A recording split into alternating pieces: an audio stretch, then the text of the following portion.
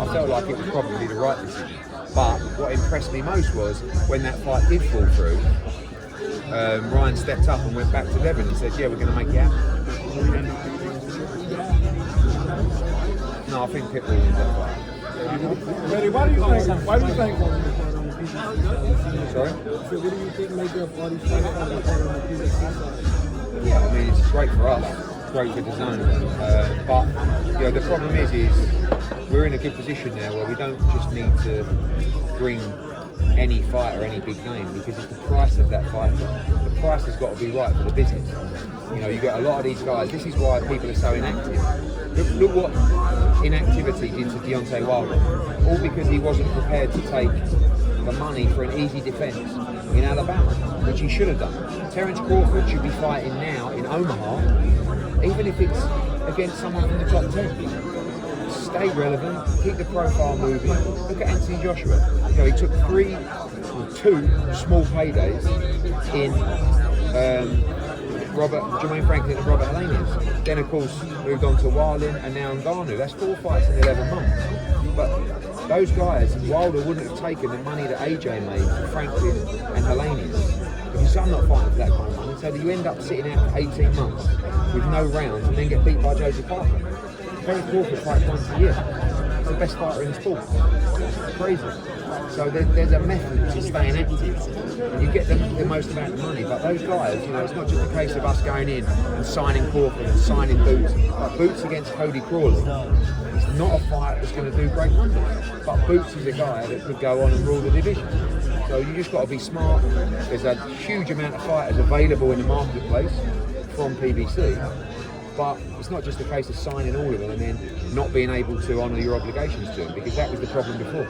And why do you think Tank was willing to negotiate with you for the kind of event fight, but not for the Haney offer? Well, he wasn't really willing to negotiate. He asked for an offer. We gave him an offer which was $10 million plus upside on gate and pay-per-view. I think he would have made around $20 million for that fight, but he didn't want to discuss it.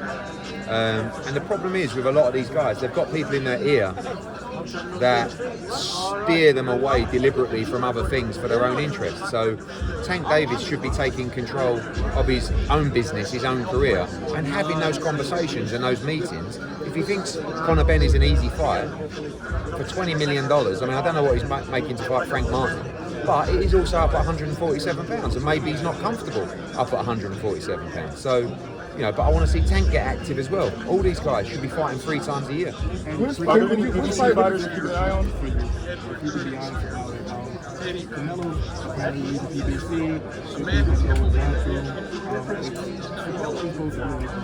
Munguia as opposed to Benavidez and probably a little bit more tougher. In your opinion, a lot of people think that Canelo's going to ease you around. Do you think that Let me tell you something about Canelo Alvarez. The most fearless fighter I've ever met. Trust me when I say Canelo Alvarez will fight anyone, right? He will fight Benavidez. He will fight Charlo. He will fight Munguia. He will fight Belanga. What he wants is, he wants people that come to fight. What he doesn't want people to do is to come to survive. He was really disappointed with the Charlo fight because Charlo never come to fight. He never came to try and win the fight. And the problem with a fight against a brother, commercially it doesn't work, he probably won't come and try and win the fight either. Munguia is a guy that will come with everything to win that fight. He will put it on Canelo Alvarez, he will stand and fight with him. So will Belanga, so will Benavidez. So in my opinion, what he doesn't want to do is fight Charlo. He's not interested in fighting Crawford. Crawford's 147 pounder that's going to move around and try and box in and out of, like, he wants to fight Munguia, Benavidez, Belanga. He wants to fight young fighters that come to win. So from our position, there's nothing done with Matchroom with Canelo Alvarez. We talk all the time. It would be an honour to bring him back to Matchroom and DAZN. We're going to certainly try to do so. But at the moment, we're just talking. But for everybody that says, he's trying to avoid, look at his resume. He's never avoided anybody.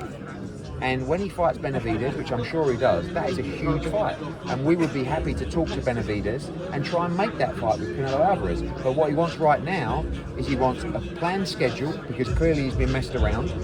And he wants to get back to fighting and knowing he's fighting. Not doing one fight and then the goalposts move and then the opponents move. You know, let's get him back, finishing his career as strong as possible, as what he is, the greatest fighter of our generation. Which fight makes the most sense right away? Berlanga or Munguia? The Munguia fight is a really big fight. Really big fight. It does tremendous numbers. Really, in honesty, Berlanga probably would ideally have one more to convince you guys that is a real credible fight. But I'll tell you something about Edgar Berlanga. Mexico, Puerto Rico, he will come in the middle of the ring and he will fight Canelo Alvarez and he will give you a great fight. But I cannot deny that the Munguia fight right now, commercially, is a big fight. Which fight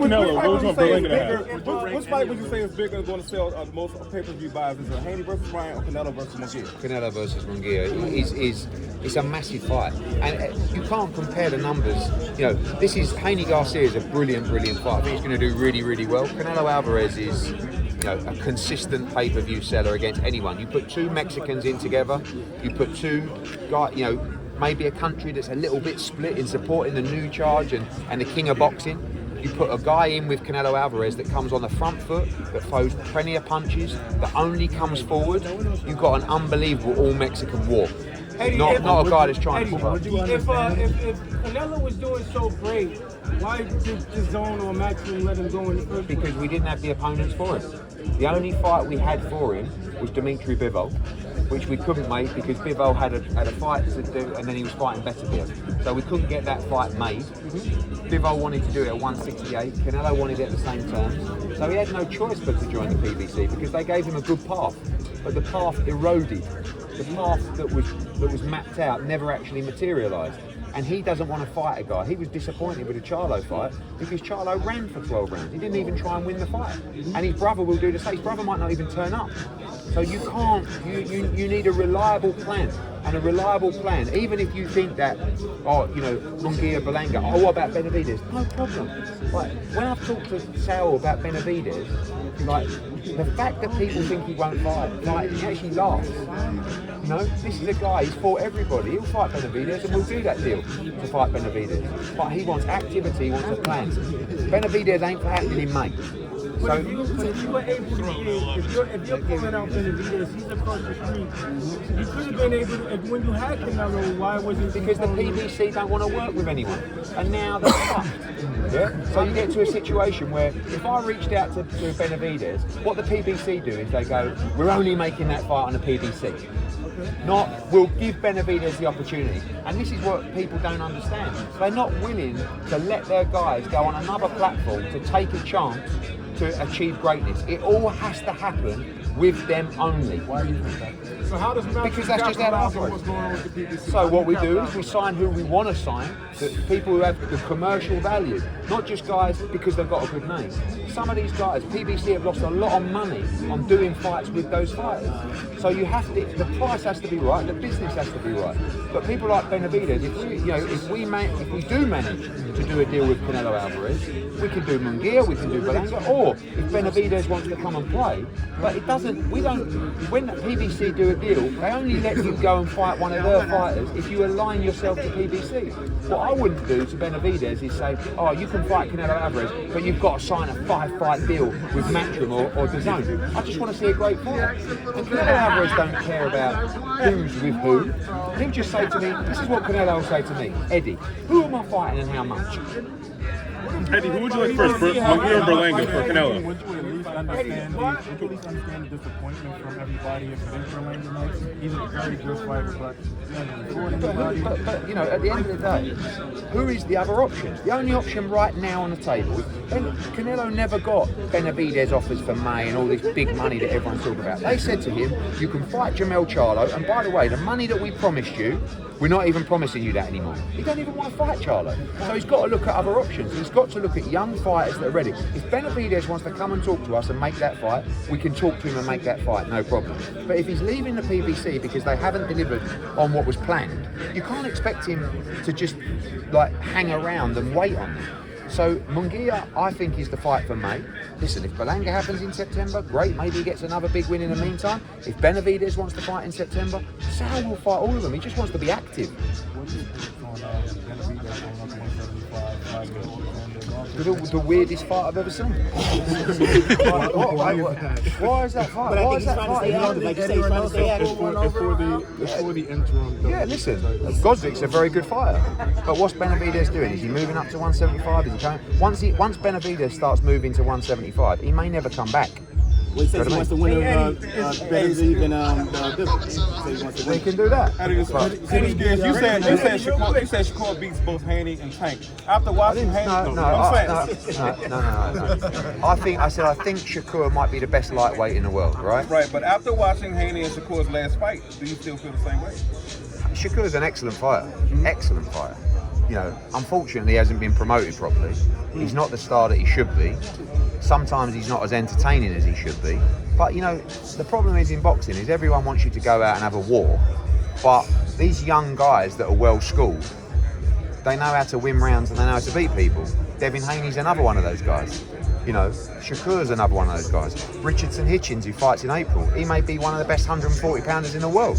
But these are guys that are going to have longevity to their career. What people do want to see is excitement.